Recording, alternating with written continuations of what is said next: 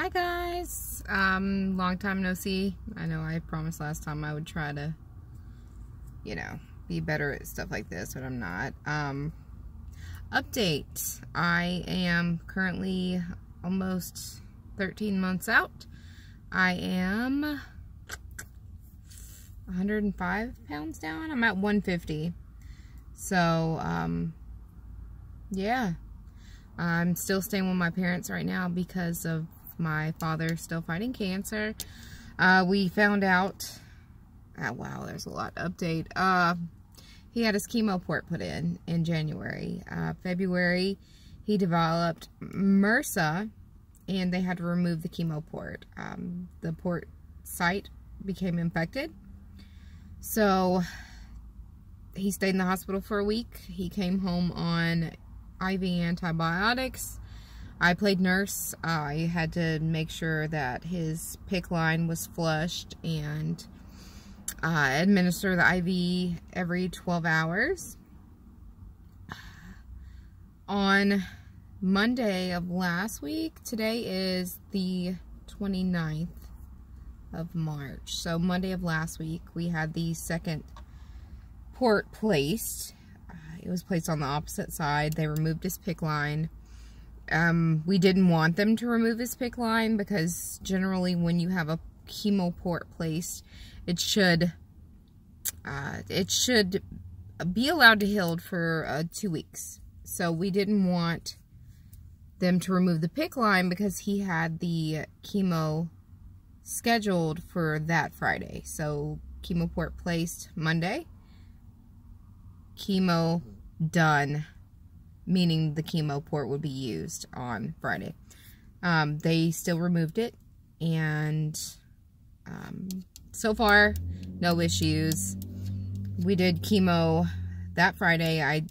He's on the FLOT system, so he takes the chemo pump home. He is at the infusion center for 3 hours at the beginning of the chemo. Sorry, I'm tapping because I'm nervous. He is at the infusion center for 3 hours after they initiate the start of the cycle. And then we are able to go home afterwards. And the next day we take him back to the infusion center and they remove the pump. So far, he's doing really good, really good. Because he went so long in between the first chemo date and the second chemo date. We were supposed to have cycles every 2 weeks, but he went a month and a half without around, and the cancer started growing more. He had gotten to where he couldn't even take his pills. Even liquids like his Boost shake, yes, it's a little thicker than, milk, but he would choke on that. Yeah, so since we have completed, it's technically the third round of chemo, but they had to start over, so it's the second. He's been eating, you guys. He is eating. Yesterday he ate a waffle. Sorry, I'm gonna cry. Yesterday he ate a whole waffle and bacon. He ate ribs. During the surgery, the doctor called when they were doing the chemo port placement for the second one. Sorry, I'm going back and forth, but there's a lot of information I'm trying to keep up with. During the port placement, the doctor called. I had to take him because my mom had to work, but the doctor called and she was like, or he was like, is it okay if we do an endoscope while he's under? And I was like, yes, sure, please do it. So they did the endoscope, and I got another call like 10-15 minutes later, and the doctor was like, I need you to meet me in the waiting room, because I go out and I sit in the truck while he's in surgery. So I met him in the waiting room, and the doctor was like, look, initially we thought we would have to remove part of his esophagus and part of his stomach, and then they would have to do this whole stretching ordeal to meet the two back up. But the doctor's like, it's not in, the cancer is not in his esophagus.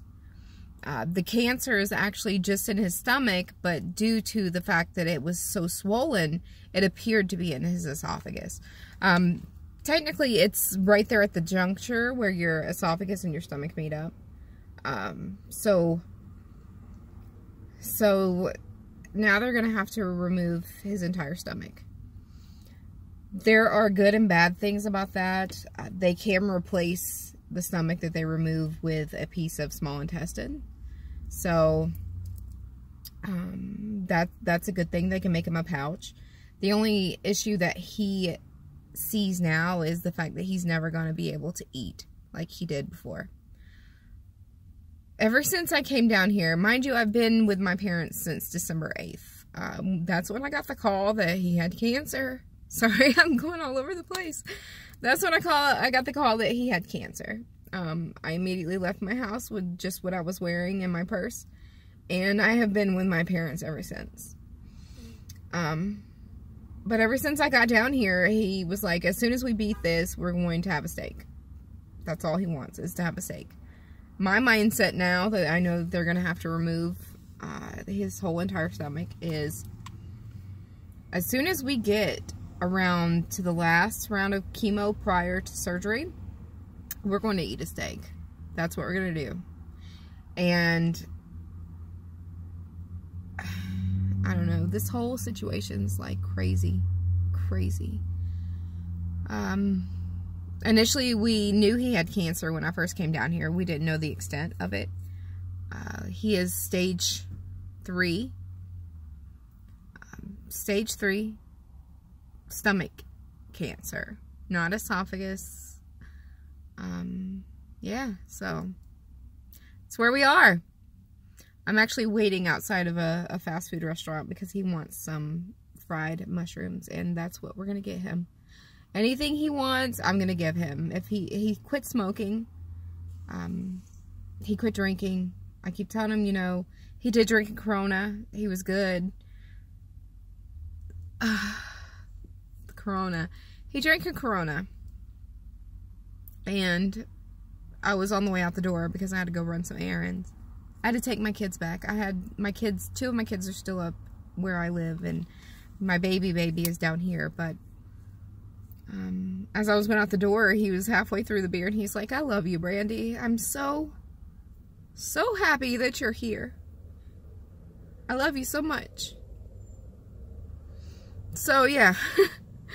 My marriage may be falling apart due to this situation, but